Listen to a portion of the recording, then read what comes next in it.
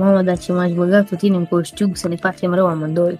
Îți plac emolaicele? Rău. Ce ai face dacă ai vorbi acum cu o emolaică pe voice? Ce n-aș face? Moarta mea, mă, nu mai pot de ele tot. Bine, mă, hai să vedem, ia.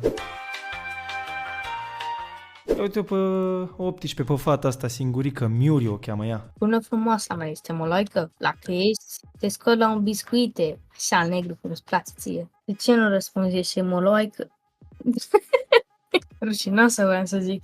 Mamă, dar ce m-aș băga cu tine în coștiug să ne facem rău amândoi. Înțelegi? Vreau să ne iubim amândoi pe lună, așa, noapte, întuneric, în cimitir. Dacă vrei, depanăm morminte împreună. Ia, că zice ceva. Bă, ce pula mea asta?